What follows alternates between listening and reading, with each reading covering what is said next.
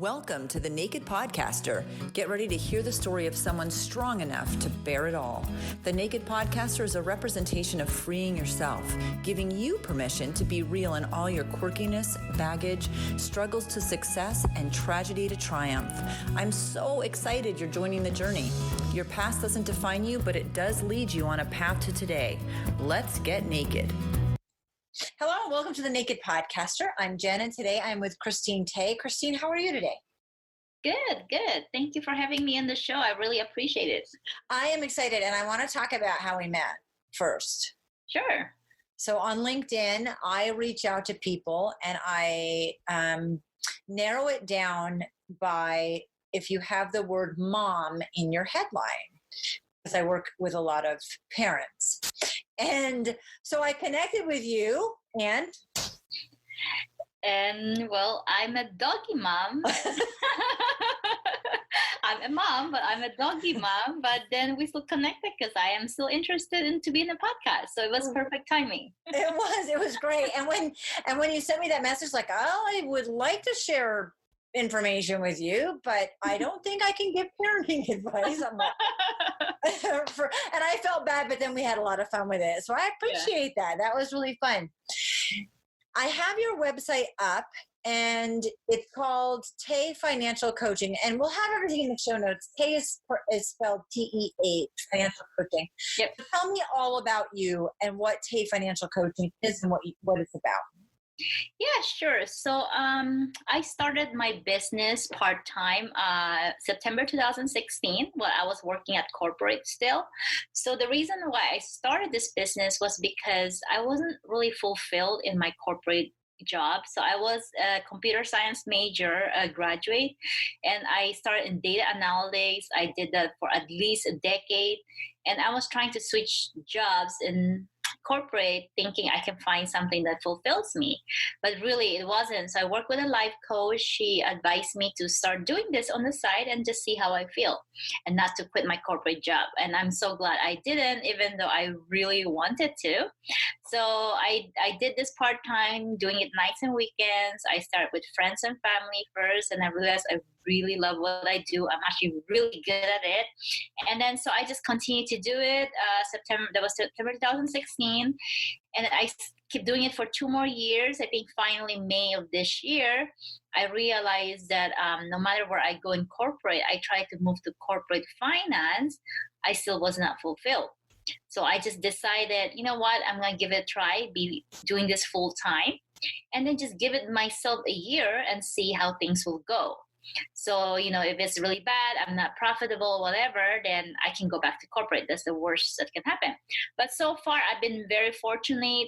Since May, it's been 6 months now. My business has been doing really well, and I'm really, really happy. I'm about to finish my enrolled agent certification. It's an IRS designation. So I will be doing tax preparation, and then I'll be a tax professional. So I do have unlimited rights to represent anyone in front of the IRS. So, so basically the whole mission of my company is to actually help everyone reach financial freedom. So that could mean getting out of debt, retiring early, or quitting your job to run your business full time. So everyone have their own unique definition of what financial freedom is, and I'm there to guide them and coach them to reach that goal. I love it. And so crazy. So tell me, what was your degree again? Computer science. And so that didn't tie in for you at all with this, or did it? No, I majored in it only because I was born and raised in the Philippines. So we go to college at age 16, not 18. We don't have middle school, so we saved 2 years of education. So at 16, I didn't know what I wanted to do, and then and my aunt who was in America, I was in the Philippines. She just advised me just major in computer science because you will always get a good job. And a 16-year-old doesn't know what they want, so she just followed whatever her aunt told her. And I have no regret majoring in that because I did found really good jobs and I was making very good money with that degree. So I have no regret for that. So I think those times were the time it helped me build up my finances, and then also while figuring out what I really want in the end. So everything that has happened for a reason. It built a strong foundation so I could eventually do what I really want to do, because now I feel that I'm actually a born entrepreneur, and this is just, I just love running my own show, being my own boss, and just doing whatever I want on how to run things. And businesses keep growing, and then I just continue to move forward and upward. Take me back. I mean, you just talked about growing up in the Philippines and going to college at 16. Skipping middle school is an excellent idea, by the way. You still have to go through those years, those ages where kids are not usually as great. But, yeah, in the U.S., we go to school. I graduated a year early at 17, between 17 and 18. How in the world does anybody think, I mean, we're all adults running the show here. How do we think that anyone's going to know what they want to do for the rest of their life at 18 with almost no life experience? That's just a mystery to me. So 16 is even harder. Yeah. Did you like the computer side? I mean, you said you live in Silicon Valley. Yeah. So it's not cheap there. Yes. Right. And, did you like a lot of what you did with the computer science? You said you were unfulfilled, but can you go in a little bit more to that? I think I didn't hate the job as long as I had good bosses. So I had a mix up between bosses I didn't like to work for, the bosses I liked working. So there was one time I stayed at a job for almost 10 years, and majority of the time was I had a really good boss. So really the reason I was working was really to make money so I can pursue my hobbies that I love after work. I wasn't really thinking about personal finance at the time. I was just doing what I love to do, maybe whatever hobbies, I was always doing something after work, whether dancing and taking a bunch of classes just to experience life. So that was really my main focus at that time. Well, there's nothing wrong with that. There's nothing wrong with liking your job and really loving the money and using that to have a lifestyle. So, take me back and tell me about any of the struggles that you had growing up, or because you're doing a lot to help people in a different way. And I want to talk about that later. I think we'll get to that after we figure out what the struggles were that you kind of went through growing up. Yeah, so I know, so the reason I do what I do is not because of any struggles I've faced. I think what made me want to do this was because when I was looking for someone to help me with my financial decision, and then that was like many years before I even became a coach, I just kept finding people who just want my money. Like, hey, give me your money. Manage it for you. If not that, they were selling me life insurance or whole life insurance that I'm thinking, I don't even have any kids, or there's nobody to get my money if I die. So there's really no one who's financially dependent on me, which is the entire purpose of what life insurance is. So it seems like they are only interested to get the commission. And then I was really upset that at the time I owned a condo, and the housing bubble, there was the housing bubble. It completely tanked. I bought a condo for $400,000. It tanked to like $125,000.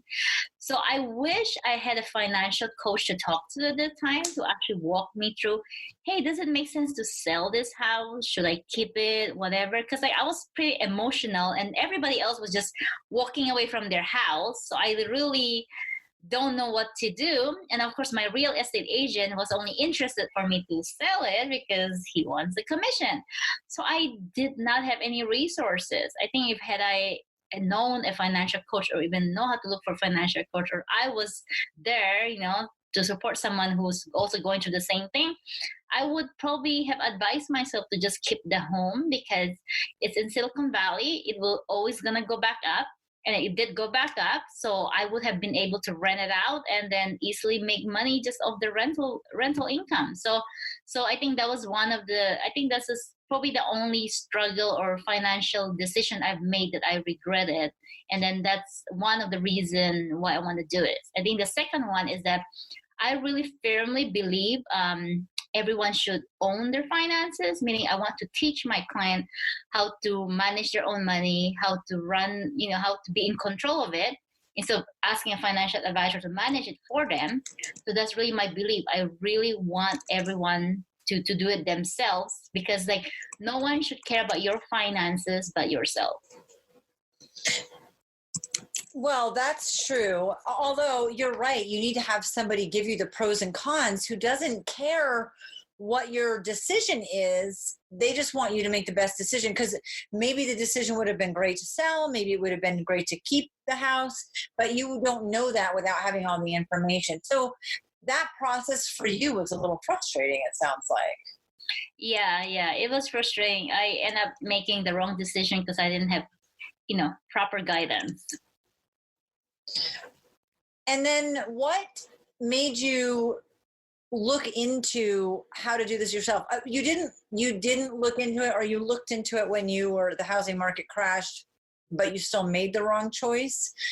Because at some point you had to start looking into, like, how can I find the resources? How can I find someone to help me? What's out there so that I don't feel this frustration financially?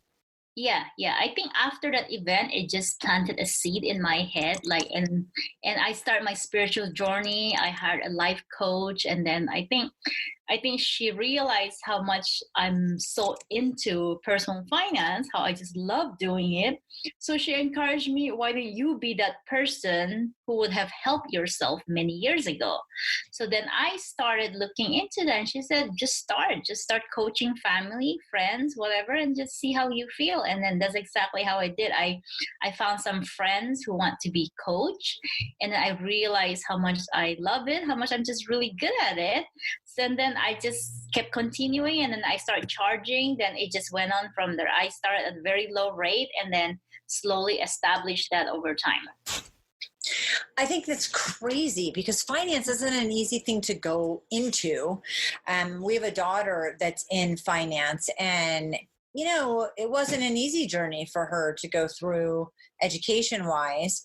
And you have to have the right mindset to be able to get the information and know how to best give it back to people that make sense. And you represent people through the IRS, and you do tax prep now. So it's not like a little thing, like, I just have some information for you. Okay. You're getting all your certifications. Yep.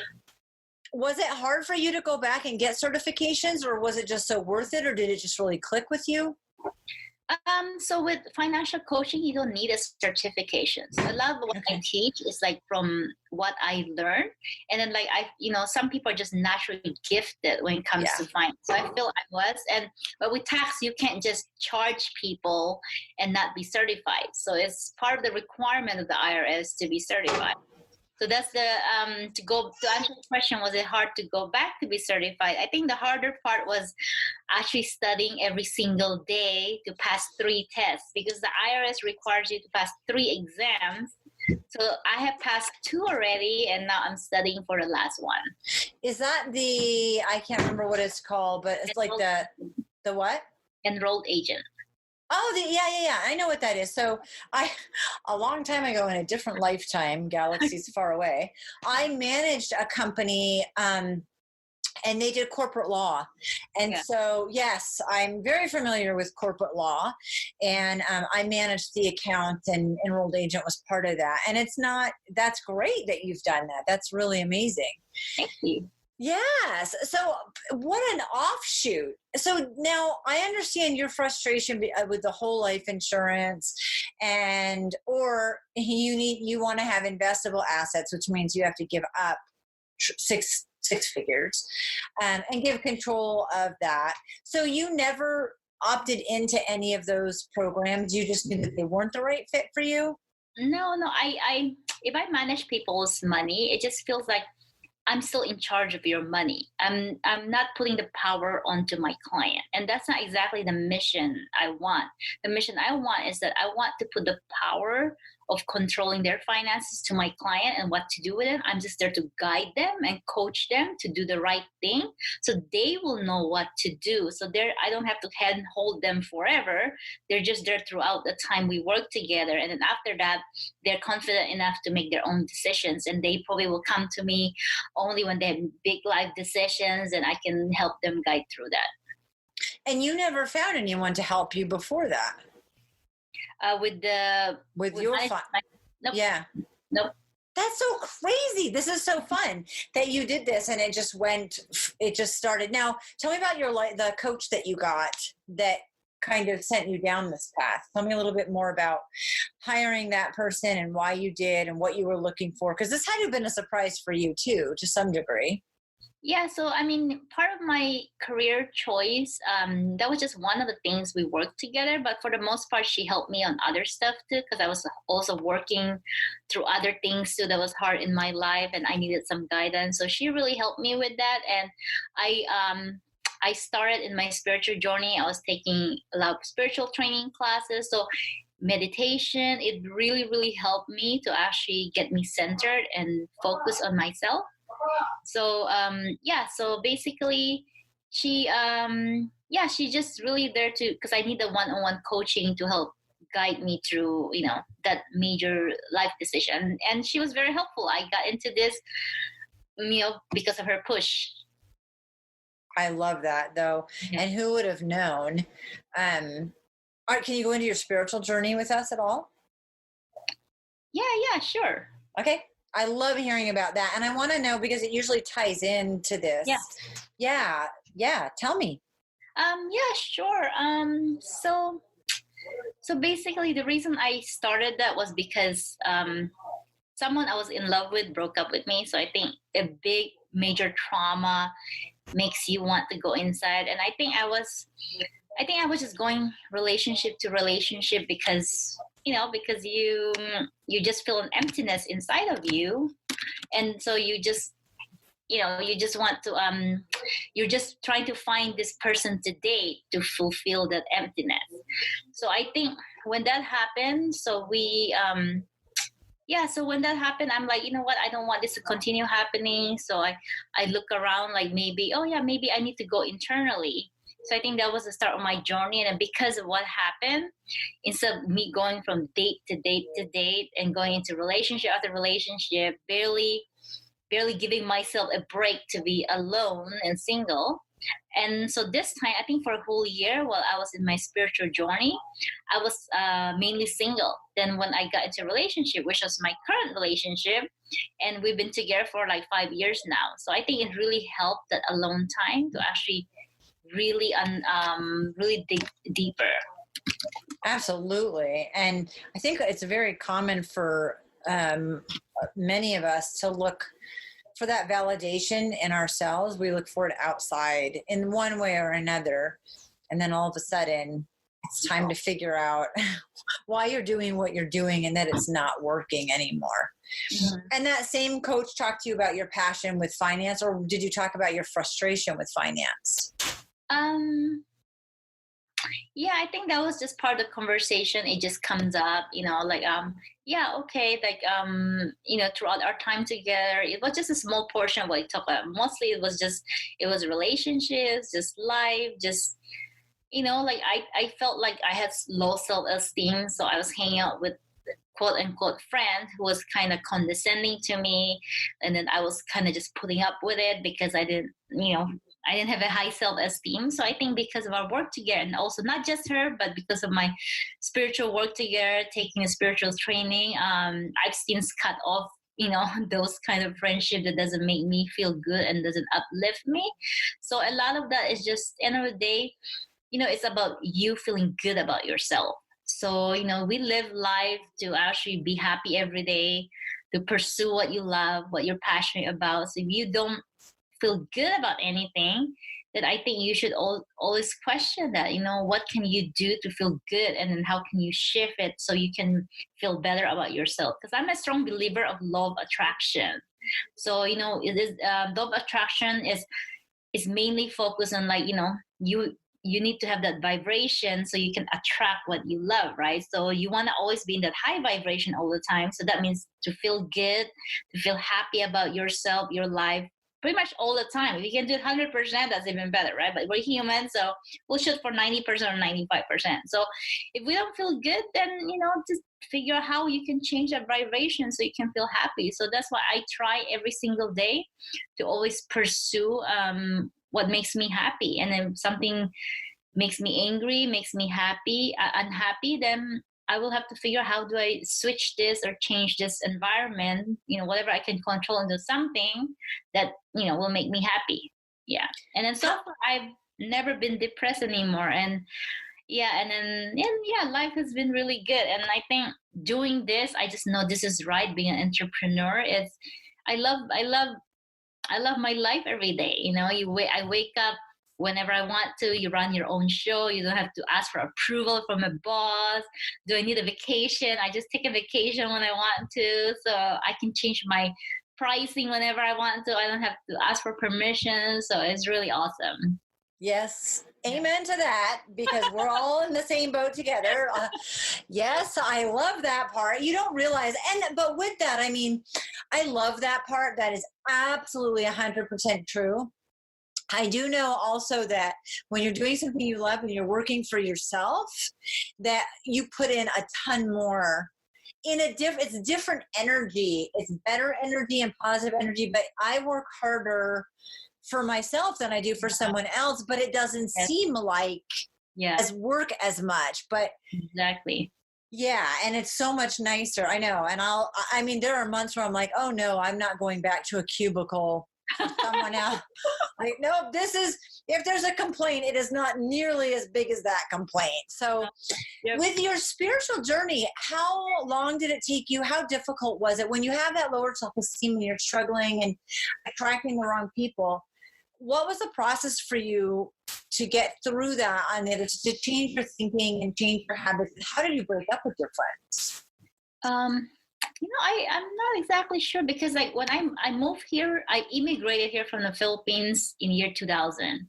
So I was only 20 at the time. I'm obviously 38 now. So I think for the first 10 years, I was actually depressed and lonely for a long time, because, you immigrate from a country, you're alone, you don't know what to do, you're in a new country, you're figuring yourself out, and it was just very hard. And, coming to a culture. So I don't really know. I think the first 10 years I was pretty much lost here in the US. So I think it's just, I've always been interested in spirituality, on, this mysticism. So I think finally when I went head on and deep dive and I really want to do this, I think slowly my environment just changed. I think, when things internally change, your environment just changed, and I attracted good people. I attracted a good relationship.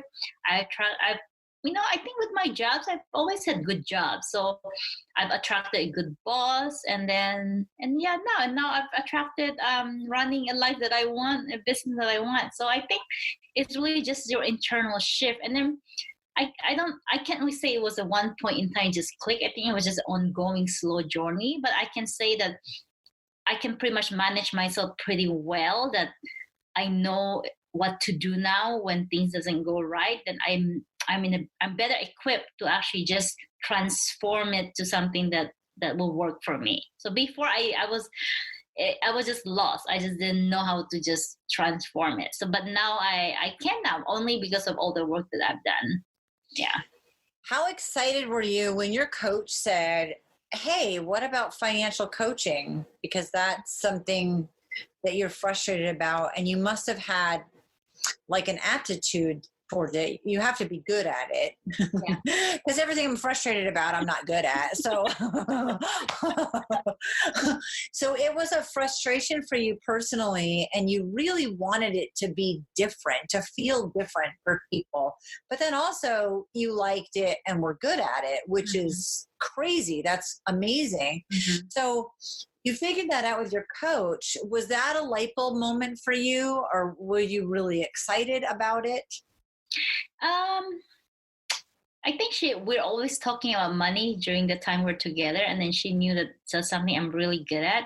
So I've always been very good at managing my finances, and then she told me I can start there. Just teaching people how to manage their finances. Because when she told me that, I was actually really surprised. I'm like, really? I have to teach people how to do that? And then she's like, yeah, you can't believe there are many people she knows who doesn't know how to manage their finances. So I myself was actually very surprised that there's a need for it, because I was not just naturally good at it. So that's how I started just managing finances, and you just start everything else. Like, for example, like my mortgage, selling my house thing. So that was more like something that I learned over time how to advise on. But it started with the foundation of managing your financial house, because that's basically the foundation. You have to know how to budget. You have to watch your expenses. So I was just really, really good at that. And then, like, and then my services just kept adding more and more to it as my business grew, and I started getting other clients. Because in the beginning, I was very focused on teaching people about budgeting, and I started to get clients who actually has a lot of debt, like, six-figure student loans, credit card debt total. And what I found out after working 3 years and focusing only on the practical side, there's a lot of money behavioral issues underlying that. So now what I'm adding on now is it's also deep diving into their money behavior. We actually go through their entire history from age 5, if they remember, the earliest memory of money year by year.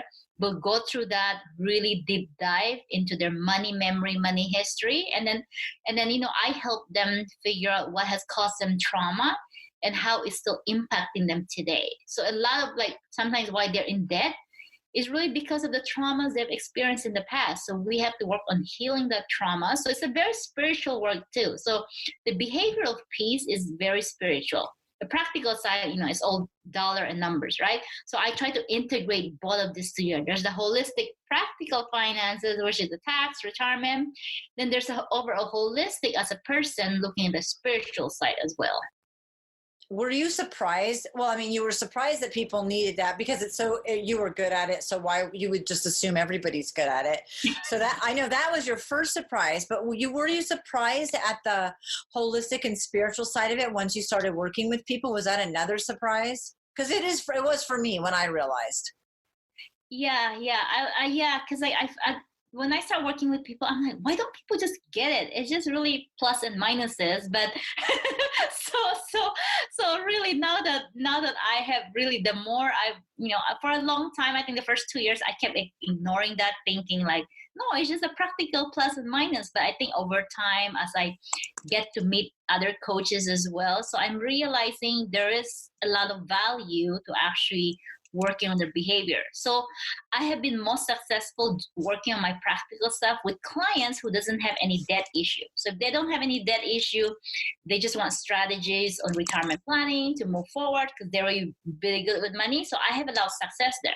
But with people who have a lot of debt, I don't have a lot of success, and I feel so bad that, even though I keep telling them to budget, to whatever, it's just not working out. And then because I haven't really worked on their underlying root issues. So now I am working on it, and it's just so much fulfilling because you learn about your client's history. You also build a deeper relationship, like clients have lots of traumas from their parents, who went to prison, to like their parents who just always in debt. So who else are they going to learn about managing money but their parents? You don't learn that in school, unfortunately. You don't talk about money with friends either. It's not, it's not exactly an open topic people talk about, with money. Oh, how do you do that? And then there's a taboo to it or shame with it, talking about money and debt too. So it's not something you just talk openly about. So, yeah. No, and that's odd. Is it the same in the Philippines? How did you, first of all, it is just numbers in black and white, and it's very logical, and it just adds up. It's math. It's not like it's subtraction and addition. That's without compound interest and everything else. I mean, mostly it's just addition and subtraction. So how did you learn it? Was it taught in your family? Is it more common in the Philippines? Because this is like life skills. There's a lot of life skills that just don't get taught because there are kids, they don't know how to sew on a button. They don't know how to balance their checkbook. They don't know. I mean, like there's a million things. They don't know how to cook something or grocery shop or Yeah. And nothing. They don't know any of that. So how did you learn how to do all those things? Yeah, so I think in my Asian culture, I think not all Asian culture, obviously, but generally in the Asian culture, like Chinese family, we grew up with very, my mom was frugal, my aunt was frugal. So I think it was just kind of ingrained in me. Like we were raised to always save, to always watch your money, always plan for the future. So that's kind of the culture I grew up in. And when I came here to America at age 20, my aunt had me started a Roth IRA, which is a retirement account at age 20. I have no clue what it was, but I'm so happy I did it. Like my money have really increased since the time I put money into it. So yeah, it was just I think it just started really with my family, just being the habit of saving, don't be in debt, and then mortgage is the only debt you want to have. So and yeah, and then it's just that, and I've always liked that. I was valued that, I respect that. And but the only thing, like my aunt was very much like a coupon person, like dollar coupon save here, but I didn't exactly agree with that, because I'm more like, time is money, so I'd rather invest my time, that will save me the most money or make me the most money. So for me, coupon wasn't really saving me much money, because it was only $1 here and there. So there are a lot of things I learned from my aunt, and then some things that I also have just formed an opinion on, myself as well. That's excellent, though, that you learned it and that you listened and that you implemented it and then you took it further. I mean, that's fantastic. It's hard to do that, even if you're raised in an environment that encourages that and you believe that it's a good idea. It's still tough to actually do it when you see the shiny things, or, you want to go to school, and that I think student loans are the biggest travesty. And I have some, but I mean, it's the worst debt ever. That's a totally different conversation, though. Yeah. So you realize that just go ahead. Go. I was just gonna say, I just posted a video on student loans on LinkedIn today. So I should tag you on that, so you yes. can. So, but it's actually quite sad how I have some clients who just doesn't realize how much their loans have grown, because they might tell you it's on deferment, you're on income-based repayment, you only owe this much money, but you don't realize is growing at an exponential rate, because any new balance you have is based on calculation from the principal plus interest the previous month. So you can see how it can easily grow. So they just don't realize this. They don't realize that when you're forgiven doesn't mean that it's not a taxable event. You have to pay taxes even if you're forgiven. So I had to educate. I want to give more awareness to people. And it's just sad, our country, like there's not a lot of education on student loans, and those third-party provider who's handling all the student loan for the government, they're not there to educate you, or they're not there to make sure that you get out of debt, because they're in business to keep you in debt, right? So it's quite sad, actually. I think our whole economy is in business to keep us in debt. But that's my soapbox. There is nothing about the U.S. economy that's trying to help you get out of debt. Yeah. And if they are, you have to make enough money to be able to do that. It's ridiculous. It's just this perpetual cycle of being sucked back in to get out of it's. Yeah. And so that's going to be really frustrating.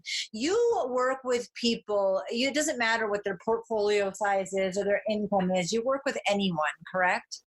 Yes. So I know people always tell me you gotta niche down. So I hear it all the time. I even wrote a post about that on LinkedIn. But the thing is that I'm always open. People come to me, so I interview them. They set up a complimentary call, and then I'll ask them some questions. They fill out the intake form. So if you're someone I can help, and then regardless of where you're at, I'm someone. If your situation is something I can help on, and you are ready to commit and invest the time and money to do this work, and I will definitely help you. So anyone is always welcome to come to me, and if they want to attain financial freedom or whatever their financial goals are. you were really excited to quit your corporate job. I know that you liked it and it wasn't terrible and you've had some, but basically it was giving you a good income and you didn't hate it. You did want to leave it and do this, but you put in a lot of time on nights, mornings, weekends, and like you alluded to earlier, you worked with family and friends and you weren't charging anyone. You were just kind of feeling it out for a while. Yep. And then you hit a point where you knew you really wanted to do it, and it could actually be, your coach was right. It could be a business. There is a niche. There's people that need you. And so you started charging, and you have a blog post about your first month, and that's kind of what I'm referring to. Yeah. You were generating some income, but it wasn't enough. And then you had to take another look at your own budget. So I love this because you follow your own directive. You don't just tell people you're not telling them, you're coaching them like, these are ways that you can do this. And then the person has to take control themselves. But you actually had to live your directive by deciding that you wanted to stop working your job and be able to do this full time. And it took a couple of years to do that. Tell me about what you did to get to the point that you could do this full time. Yeah, sure. So I look at my budget really well. I saw where else I can cut back. So I think I was eating out a lot. We love eating out. We're in Silicon Valley. Bay Area has tons of food. So we had to cut back on eating out. That's one thing I had to change in my budget. So I was just looking at where else can I cut down and what's really my minimum. So because I know, I'm not going to be living that lifestyle for a while. So yeah, I just figure out what my minimum is, and then that's what I target for. And I also changed my pricing structure because I was charging people a lot less before. So I know I wasn't going to survive on pay per session because I have to sell in packages, and also it's not very effective.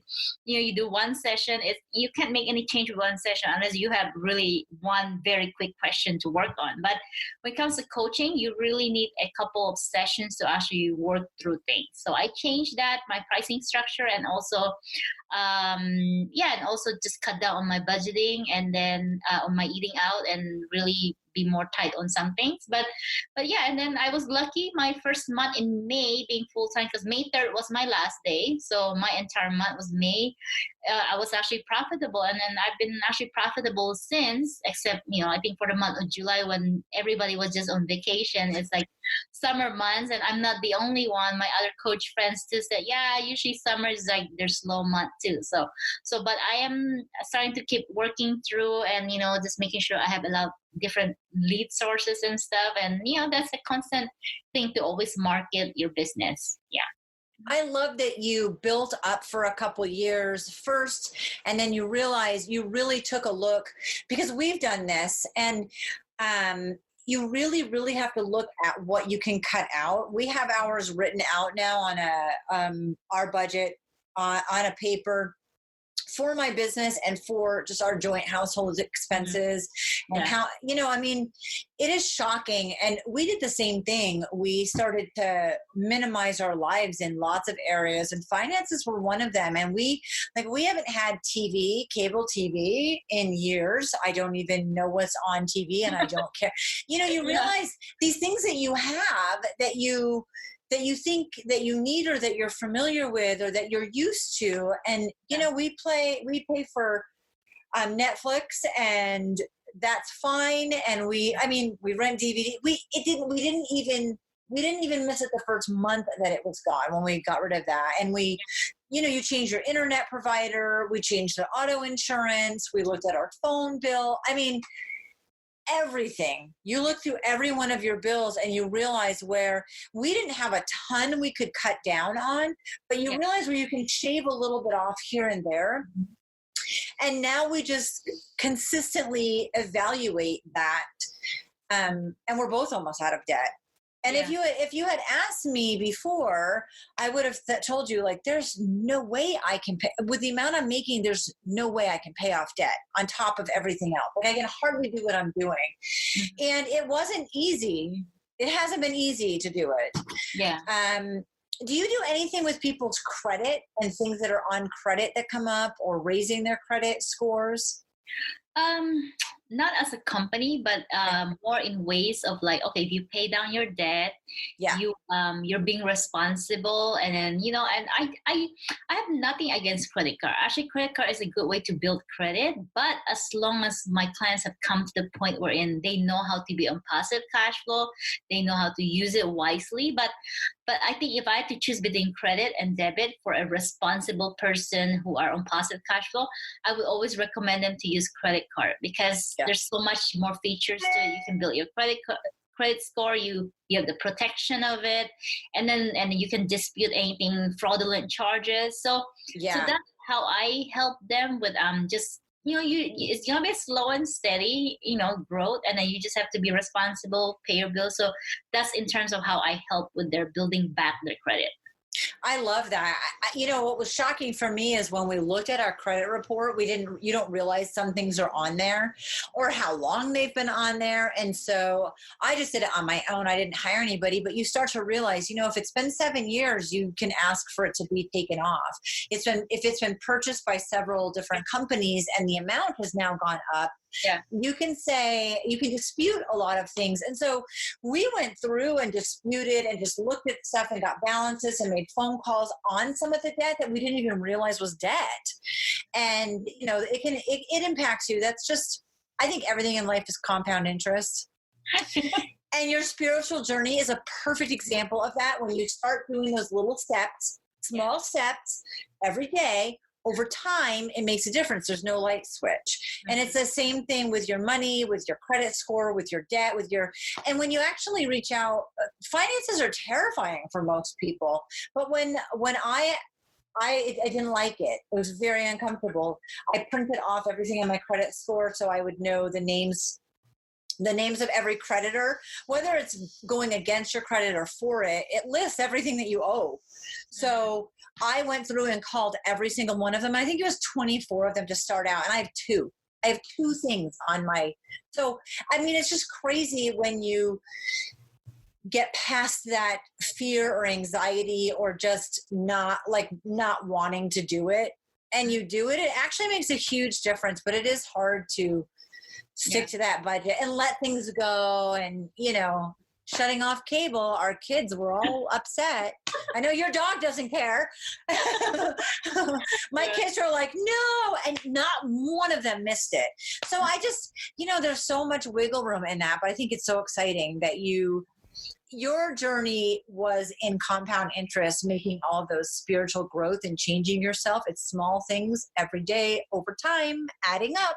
Yep.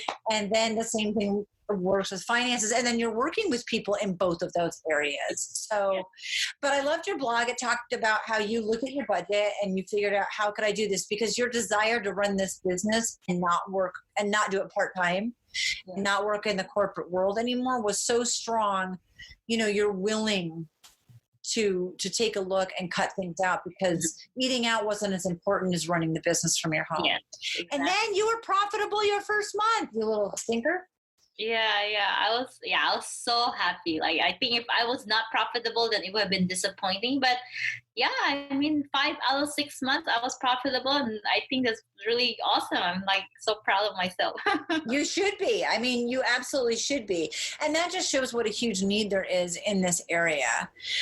So now you're going to start doing tax planning, which is another step. Yep. And you don't do anything with insurance or investable assets. Nope. With insurance, I educate them. So, investments and insurance, I educate them. I don't give them any specific recommendation. I don't tell them what to do because, you should, unless you're a licensed investment advisor. So with insurance, most of the question I get is like, do they need insurance? What kind of life insurance they need? So I just educate them, what exactly is life insurance for, is to insure a life. Do you have anyone financially dependent on you if you pass away? And that's the time you would need a life insurance. Because if you don't, because life insurance is not meant to become investment vehicle. Insurance company only did that so they can make more money and market it that way to people who does not know anything about investments. But really, investment isn't really that hard. The way I teach is that it just clicked to them, and then they're like, oh, I get it. And they know what to do after that. I don't even have to tell them what to invest and how to invest and whatever. So they get it. It's just really understanding the concepts. Yeah.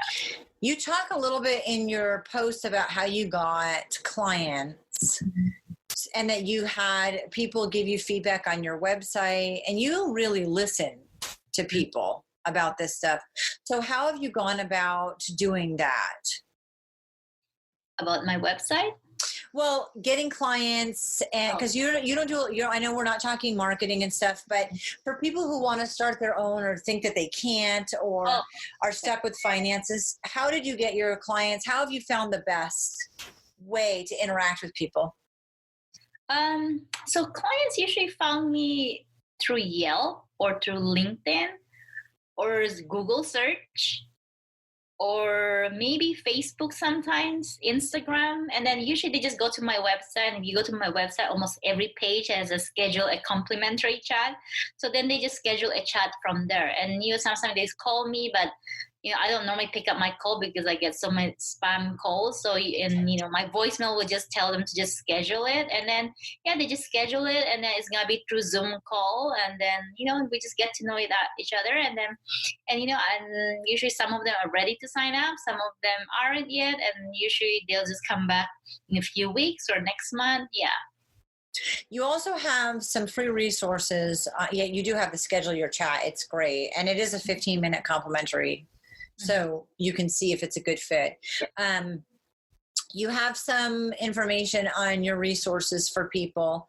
And then also, can you tell me the difference? You do financial coaching and business coaching. And then you have an online budgeting course. So I know the online budgeting course is probably totally different, but what's the difference between business coaching and financial coaching?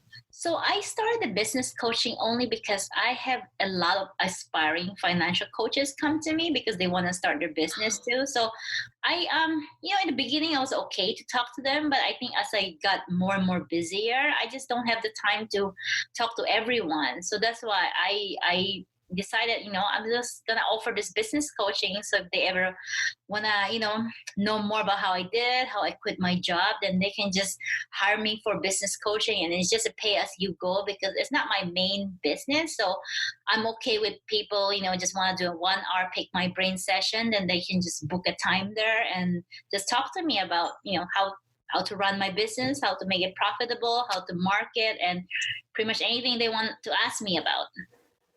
I love that. That's fantastic. That's not what I thought it was. So that's great. I'm really glad that I asked. What advice would you give people moving forward, or who's your ideal client, or what would you like to end with as a piece of words of wisdom from Christine? So so like I mentioned, anyone can come to me, but I do have people who I like working with. I think my preference are working professionals who are in their early careers. And the reason is, again, I'm not saying if you don't fit into this whatever description, I'm not going to help you, but that's just a preference of mine. So basically the reason I say that is because I have a lot of impact on them. I've had several clients, actually I'm still working with them. They're in their 20s. They just started working. So it's the best time to work with them because if I set things up, help them set things up correctly from the beginning, then they have the time value of money because they're at an early age to build whatever that wealth is. And then they really know and be confident of their finances early on. So to me, I feel I can make more of a bigger impact if they're in their early career. And then, of course, I like working with working professionals. Doesn't mean I don't want to work with entrepreneurs, but I do like working with those, with that population. But again, my clients come from all over the place too. Well, it's good. I understand why you want to work with people that are younger. I think you were that person that was younger, feeling lost in a different way, maybe not with finances. So from the spiritual perspective or the depression perspective or just whatever, you really, really probably resonate very easily.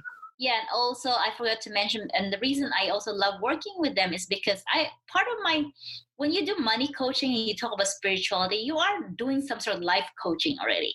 So because they open up to you about their past, so when you try to help them to forgive, their past, whatever their trauma, that's also a part life coaching already. So I love that. I love giving my words of wisdom to them. And then, one of them is like, I give them even career advice, whatever relationship advice. So it's kind of like included in that as part of your conversation. And I just love that. I love helping them, get to the right place at such an younger age. I love that. Christine, thank you so much for being on and sharing all of your information and experience. I really appreciate you. Yeah, thank you so much for inviting me. I really had fun. Thank you for taking the time to get naked with us. If you'd like to bear it all with me, get